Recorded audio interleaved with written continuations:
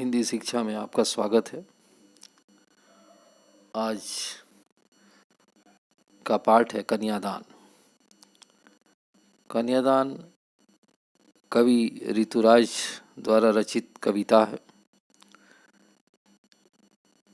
कन्यादान कविता में माँ बेटी को स्त्री के परंपरागत आदर्श रूप से हटकर सीख दे रही है, शिक्षा दे रही है। कवि का मानना है कि समाज व्यवस्था द्वारा स्त्रियों के लिए आचरण संबंधी अर्थात व्यवहार संबंधी जो प्रतिमान गढ़ लिए जाते हैं, जो मापदंड बना लिए जाते हैं, वे आदर्श के मुलम्मे में बंधन होते हैं। मने यह विचार आता है कि स्त्री को सहनशील होना चाहिए, आज्ञाकारी होनी चाहिए, कर्तव्य का पालन करने वाली होनी चाहिए।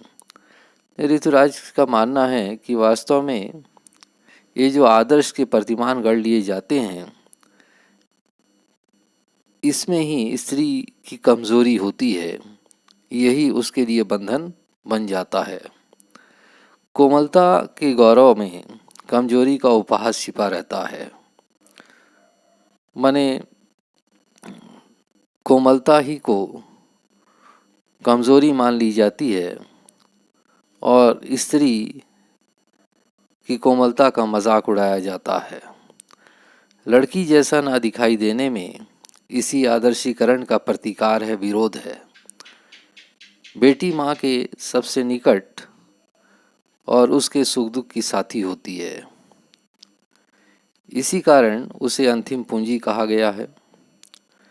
कविता में कोरी भावुकता नहीं बल्कि माँ के संचित अनुभवों की पीड़ा, संचित अनुभव माने माँ ने अब तक के जीवन में स्त्री जीवन का जो अनुभव प्राप्त किया है, उसकी पीड़ा की प्रमाणिक अभिव्यक्ति है, सच्चाई अभिव्यक्त हुई है।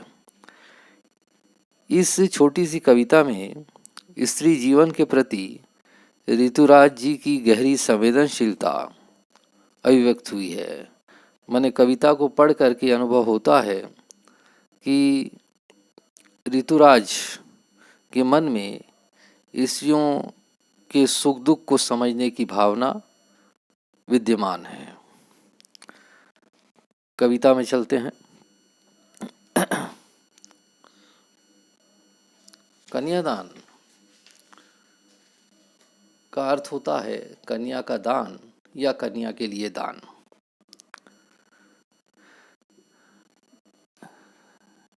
कितना प्रमाणिक था उसका दुख, कितना प्रमाणिक था उसका दुख लड़की को दान में देते वक्त, जैसे वही उसकी अंतिम पूंजी हो। प्रमाणिक माने सच्चा, वक्त माने समय, अंतिम पूंजी, अंतिम माने आखिरी, पूंजी माने धन। धन का यहाँ अर्थ है सहारा। इस तीज मक्ति का भावार्थ यह निकलता है कि माँ बेटी का ब्याह रचा रही है और कन्यादान के समय माँ का दुख सच्चा था, उसमें बनावटीपन नहीं था, जैसे वही उसकी अंतिम पूंजी हो। माने जैसे माँ अपना आखिरी धन भी आज खो रही हो। अंतिम पूंजी माने माँ जब बेटी थी तो वह अपने जीवन के सुख दुख को अपनी माँ से व्यक्त करती थी, बताती थी, कम कर लेती थी। विवाह होने के उपरांत जब उसे बेटी की प्राप्ति हुई तो वह अपने सुख दुख को अपनी बेटी से बता करके कम कर लेती थी और आज वह सहारा भी उससे दूर हो रहा था, इसलिए उसका दुख बहुत गहरा था, बहुत सच्चा था। आज वह अंतिम सहारा भी अपना खो रही थी। लड़की अभी सयानी नहीं थी, सयानी नहीं थी माने समझदार नहीं थी। सयानी अभी इतनी भोली सरल थी, भोली सरल माने सीधी सादी, कि उसे सुख का आभास तो होता था, आभास माने एहसास तो होता था, लेकिन दुख बांचना नहीं आता था। दुख बांचना माने दुख को पहचानना नहीं आता था। पाठिका थी वह धुंधले प्रकाश की, पाठिका माने पढ़ने वाली, धुंधले प्रकाश की माने प्रकाश का प्रतीक अर्थ है सुख, धुंधला माने अस्पष्ट, माने वह सुख जो अभी तक उसे प्राप्त नहीं हुआ है। कुछ तुकों और कुछ लयबद्ध पंक्तियों की। इस चरण में लड़की की स्थिति को बताई गई है कि विवाह के समय लड़की अभी सयानी नहीं थी, माने लड़की कम उम्र की थी, अभी वह समझदार नहीं थी, अभी इतनी भोली सरल थी, माने सीधी सादी थी कि उसे सुख का आभास तो होता था। माने वह समझती थी कि विवाह के उपरांत उसका जीवन सुख से भर जाएगा। उसे उस सुख का एहसास तो होता था, लेकिन दुख बांचना नहीं आता था। माने वह नहीं जानती थी विवाह के उपरांत जीवन में कितना दुख आता है, इस बात की उसे पहचान नहीं थी, इस बात का उसे एहसास नहीं था। पाठिका थी वह धुंधले प्रकाश की, माने वह उस सुख में खोई हुई थी, उस विवाह के सुख में खोई हुई थी जो वास्तव में उसे अभी प्राप्त नहीं हुआ था। कुछ तुकों और कुछ लयबद्ध पंक्तियों की तरह, माने जिस प्रकार से तुकों और लय में बदी हुई कविता की पंक्तियाँ पढ़ने में अच्छी लगती हैं, लेकिन उसमें कितना गहरा अर्थ होता है ये समझना कठिन होता है, उसी प्रकार से बेटी भी विवाह को सुख समझती थी, लेकिन उस सुख के पीछे कितना गहरा दुख छिपा हुआ है, इस बात का उसे एहसास नहीं था। माँ ने कहा पानी में झांक कर।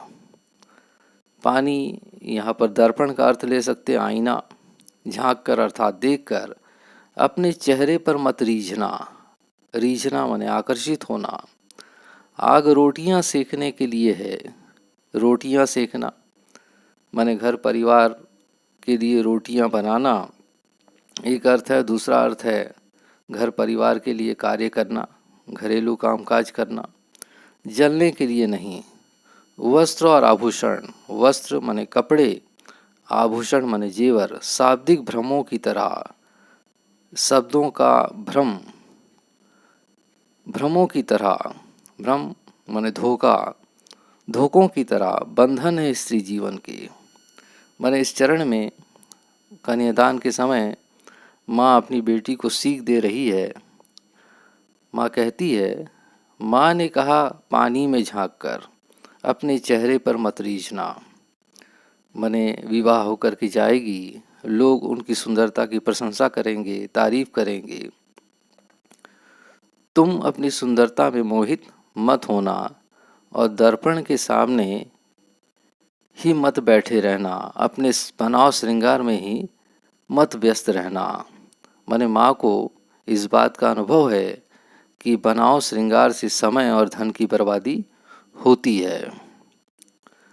माँ ने कहा पानी में झांककर अपने चेहरे पर मत रीझना, माने दूसरों की तारीफ सुन करके अपनी सुंदरता पर मोहित मत हो जाना और दर्पण के सामने ही बैठकर बनाव श्रृंगार में ही समय बर्बाद मत करना। आग रोटियां सेकने के लिए है, जलने के लिए नहीं। माने माँ को एहसास है कि बेटी ब्याह करके जा रही है, वहाँ उसे घरेलू कामकाज करने पड़ेंगे। वही माँ समझा रही है, आग रोटियां सेकने के लिए है, जलने के लिए नहीं। माने तुम वहाँ घर परिवार के लिए रोटियां पकाना, बनाना, घरेलू कामकाज करना, लेकिन कभी उन कर्तव्यों, उन जिम्मेदारियों में थक कर असहाय मत बन जाना और उस आग में जल मत जाना। अर्थात माँ को यह एहसास है कि अनेक यातनाओं को सहते हुए विवाहित स्त्रियां स्वयं आत्मदाह कर लेती हैं, जल जाती हैं। माँ अपनी बेटी को सचेत करती है, सावधान करती है कि जिम्मेदारियों में पड़ करके कभी अपने आप को कमज़ोर मत समझना। तुम घर परिवार के लिए कार्यों को करना, कभी आत्मदाह मत करना, आत्महत्या मत करना। वस्त्र और आभूषण शाब्दिक भ्रमों की तरह बंधन है स्त्री जीवन के। माने माँ को इस बात का एहसास है कि स्त्री की सबसे बड़ी कमजोरी वस्त्र और आभूषण होते हैं। माने ब्याह करके जाएगी बेटी तो उसे नए नए वस्त्र मिलेंगे, आभूषण मिलेंगे। बेटी वस्त्र और आभूषणों को ससुराल पक्ष का प्रेम समझने लगेगी। वास्तव में ये उसका भ्रम होगा, धोखा होगा, और वह इस धोखे में पड़ जाएगी तो बंधन में पड़ जाएगी। लोग उसे लालच दे करके उसका शोषण करेंगे, उसे दुख देंगे। माँ सावधान करती है कि तुम इस वस्त्र और आभूषण के शाब्दिक भ्रम में मत पड़ना, छलावे को प्रेम मत समझना, बंधन में मत पड़ना। माँ ने कहा लड़की होना पर लड़की जैसी दिखाई मत देना। माने माँ चाहती है कि उसकी बेटी में लड़की के सारे अच्छे गुण कायम रहे। अच्छे गुण माने कोमलता, सहनशीलता, कर्तव्यपरायणता आदि सारे गुण कायम रहे, लेकिन वह उन कोमलताओं को, अपनी कोमल भावनाओं को लोगों के सामने प्रकट ना करे। यदि लोग उसकी कोमलता को जान जाएंगे तो लोग उसका शोषण करेंगे, उसे यातना देंगे, दुख देंगे। इसलिए कहती है कि तुम मन से लड़की रहना, अर्थात तुम अपनी कोमल भावनाओं को, अच्छी भावनाओं को अपने मन में ही रखना, अपनी कोमलता को बाहर प्रकट मत करना, अन्यथा ससुराल पक्ष के लोग, पुरुष प्रधान समाज तुम्हारा शोषण कर सकता है। तुम अपनी कमजोरी को बाहर मत प्रकट करना। आशा है आपको यह कविता समझ में आई होगी। धन्यवाद।